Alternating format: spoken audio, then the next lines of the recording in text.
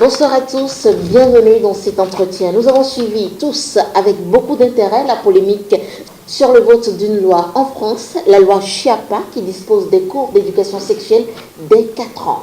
Je reçois pour vous aujourd'hui Christelle Assoba-Maillard. Vous êtes acteur en plein cœur de ce débat, même s'il ne se fait pas au Bénin. Dites-nous, quelles sont vos impressions sur le vote d'une telle loi? Bon, je voudrais déjà rassurer la population ou toutes ces personnes qui se sont senties offusquées d'une telle loi, du fait que le contenu qui leur a été mis à disposition a de quoi alarmer. Nous sommes tous parents, nous avons tous des enfants ou des neveux, des nièces, et on s'imagine que ce ne serait pas normal que ces informations, soi-disant mises à la disposition des enfants, puissent être faites. Déjà à l'âge de 4 ans. Oui. Mais je voudrais vous demander aussi combien de fois nous n'avions pas été offusqués de voir des images où des enfants de 4 ans, en l'occurrence, ont des comportements sexuels. Ces comportements sexuels, ils les ont parce que quoi? Parce qu'ils ont la notion de ce que c'est que le sexe, ou juste parce qu'ils ont vu faire des adultes et ils le reproduisent. Moi, je voudrais aussi rassurer sur la nécessité du fait de comprendre que la loi Chiappa n'est pas une nouvelle loi en ce sens, mais c'est une loi qui a été revisitée parce que la loi qui autorisait ou qui recommandait l'éducation sur les questions de santé affective et sexuelle en France date déjà de 2001. Mais c'est vrai que cette loi faisait ses recommandations dès la classe de 4e.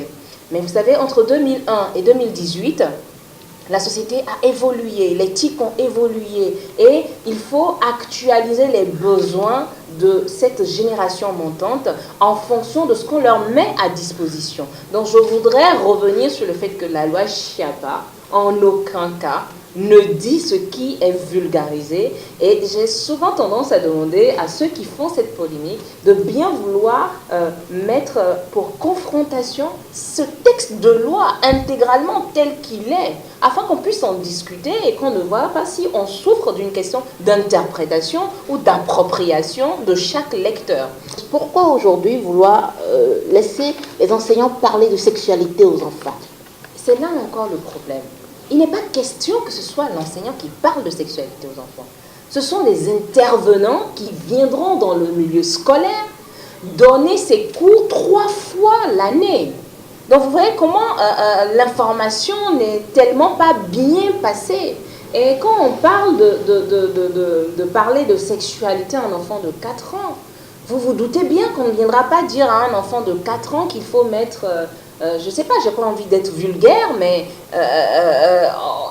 on va mesurer ce qu'on va dire à l'enfant parce que l'information est suivant l'âge et suivant la capacité de l'enfant à comprendre ce qui est en train d'être dit. Aujourd'hui, la nécessité est de faire comprendre à l'enfant qu'il demeure enfant, qu'il doit rester dans sa case d'enfant et que tout ce que les adultes font, il n'a pas besoin de le faire parce qu'il n'est pas adulte. Et l'enfant reconnaît quand même une différenciation entre l'adulte et lui-même puisqu'il sait qu'il n'est pas pareil que l'adulte. Aujourd'hui, la nécessité est de faire comprendre à l'enfant qu'il peut avoir une source d'information fiable ou une source pour aller rechercher l'aide appropriée quand il se sent ou quand il est, comment je vais dire, maltraité ou que son corps est violé par quelqu'un d'autre. Quand je parle de viol, c'est pas viol dans le sens de l'acte sexuel, mais c'est viol dans le sens du fait qu'on touche des parties qui sont dites intimes, que l'enfant doit savoir que ces parties sont intimes et qu'un adulte, en aucun cas, même ne serait-ce que son père ou sa mère, n'a le droit d'y toucher sans lui expliquer préalablement pourquoi il le fait et que s'il s'y sent gêné, qu'il a le droit de refuser cela. Je pense qu'il y a une grosse désinformation et il y a certaines personnes qui trouvent un malin plaisir en fait à mettre le feu. C'est des pyromanes en fait qui sont heureux de voir la peur, de lire la peur au sein des autres. Et tout à l'heure quand je réfléchis, je me dis, est-ce qu'on ne nous a pas dit ici que 2012 était la fin de l'année jusqu'à la fin du monde, jusqu'on a eu un film sur 2012? Nous avons eu peur, certains y ont cru, d'autres ont vendu leurs biens parce qu'on leur a dit au 31 décembre 2013, l'année est terminée, 2011. C'est pour dire que les gens ont toujours intérêt à créer cette psychose. Exactement. Et il faut appeler tout le monde à la nécessité de raison garder, d'aller chercher soi-même l'information, la vraie information. Puisqu'aujourd'hui, qui a pu nous lire ou nous sortir ce texte de loi pour nous dire spécifiquement qu'est-ce qu'il en dit. Vous n'êtes pas sans savoir quand même que tout processus qui porte à l'intimité, à l'intégrité, passe par l'éthique. Donc ça voudrait dire que ces informations qui vont aller être données à l'école doivent être passées par une commission d'éthique. Toutes ces personnes-là ne sont pas des malades sexuels qui ont envie de généraliser un phénomène où toutes ces personnes aussi ont des enfants. Donc à un moment, il faudrait quand même qu'on sache raison garder. C'est vrai. Certainement qu'il y a des choses qui ne seront pas bonnes ou que tout le monde ne sera pas prêt à recevoir. Mais il ne faudrait pas pour cette raison généraliser et dire que la loi Schiappa vient pour dépraver les enfants, pour promouvoir la pédophilie, ça me pose un gros problème en fait d'honnêteté, de crédibilité. En deux mots, dites-moi, en quoi consisteraient ces cours d'éducation sexuelle aux enfants? Voilà. En fait, c'est des séances qui permettront à ces éducateurs spécialisés d'aborder, suivant la tranche d'âge, les notions indispensables que l'enfant devrait avoir. Pour un enfant du primaire, de la maternelle, la 4e par exemple, on lui apprendrait la différence entre un homme et une femme. Qu'est-ce qui fait qu'on dit que cette personne est un homme? Qu'est-ce qui fait qu'on dit que telle personne est une femme? Vous n'êtes pas sans savoir la crise identitaire dont les gens souffrent en Europe, où certaines personnes naissent garçons et disent qu'ils se sentent dans une peau de femme et qu'ils fassent de la chirurgie pour se retrouver à être une femme. Il est important aujourd'hui de faire comprendre très tôt à l'enfant que tu nais avec un patrimoine génétique, un patrimoine biologique qui fait de toi l'individu que tu es et de t'accepter tel que tu es. Pour ne donner que cet exemple, par exemple, à un enfant de l'âge de 4 ans, on va lui apprendre l'intégrité corporelle. L'intégrité corporelle voudrait dire qu'on accompagnera l'enfant sur la nécessité d'avoir une hygiène corporelle. Se réveiller le matin, se brosser les dents, mettre une petite culotte avant de sortir de la maison, comment faire sa toilette intime. On va apprendre à l'enfant la notion de recherche d'aide. C'est-à-dire que si tu te sens méprisé, brimé à l'école, tu peux venir vers papa et maman et lui dire, tu sais, telle personne m'a fait telle chose et chercher de l'aide. Parce que ce qu'on oublie, c'est que la personnalité de l'individu se construit dans l'enfance.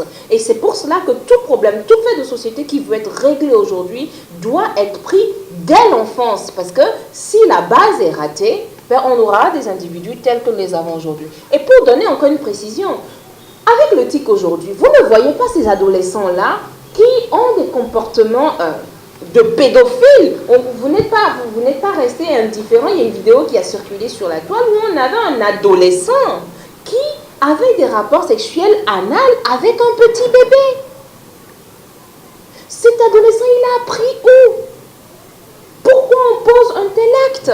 Qu'est-ce qui peut animer un individu ou un gamin en pleine croissance d'avoir un tel comportement?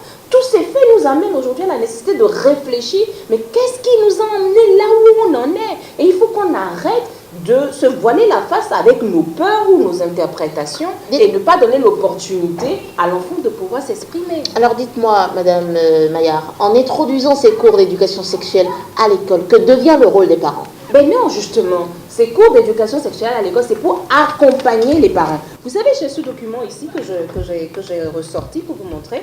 C'est un document EduSchool qui date de août 2008, qui parle, c'est un support pédagogique pour l'éducation à la sexualité, c'est le guide d'intervention dans les collèges et les lycées. Dans ce document-là, qui est un document révisité, donc il a été révisité c'est un document de 2005 qui a été révisité en 2001, en 2008. Dans ce document, en introduction, ils expliquent très bien que ce document vient pour que l'éducation sexuelle est une composante à l'éducation. C'est pour dire quoi? Que comme eux-mêmes l'entendent, vous avez vu, à aucun moment on a dit que c'est l'enseignant qui porte l'information. C'est des structures appropriées qui ont une licence. Nous, par exemple, à APESA, nous avions été formés justement par une de ces structures, Sésame France, qui existe depuis bientôt 50 ans, qui a l'homologation. Et vous savez, le paradoxe, c'est qu'avec Sésame France, on travaillait déjà dans des écoles en France.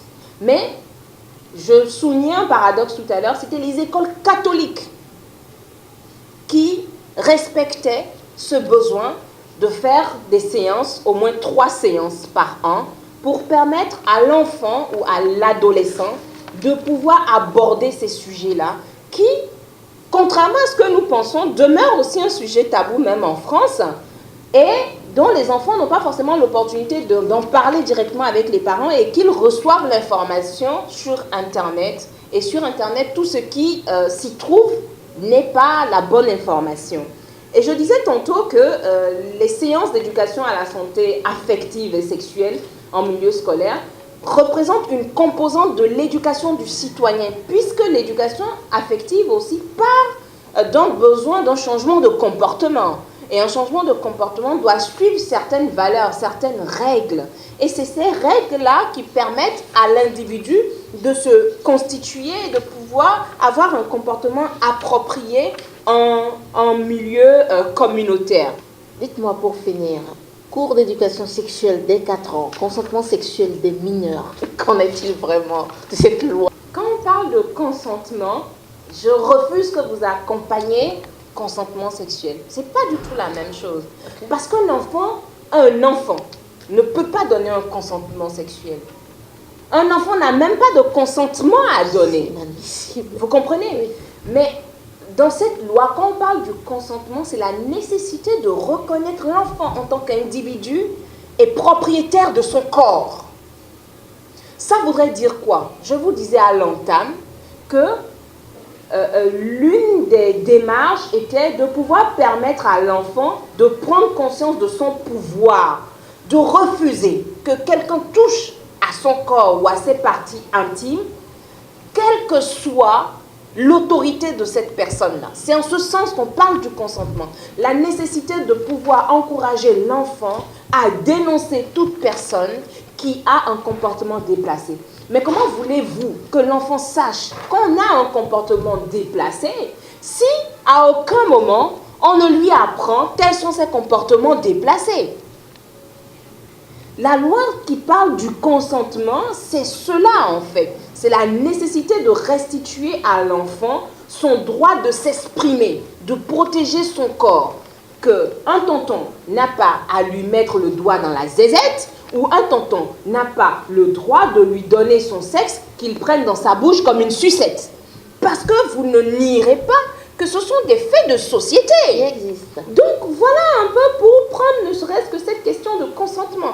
Après, à d'autres degrés, oui, il y a la notion de consentement qui ressort quand l'adolescente a été violée, il y a des polémiques autour de cela, mais je ne voudrais pas vraiment aborder cette partie du problème et attirer l'attention sur la nécessité de ne pas tomber dans les interprétations que font les autres de ce qu'ils lisent, mais de la nécessité pour chaque parent de s'approprier en fait ces textes de loi, de le lire et à ce moment-là, poser les questions appropriées ou donner les objections nécessaires si tant est que ce contenu pourrait être nocif ou ce contenu pourrait ne pas protéger l'enfant contrairement à ce qu'il est censé être. Merci donc à vous, Christelle Assogba-Maillard. Vous êtes présidente de l'Association pour l'éducation, la sexualité, la santé en Afrique.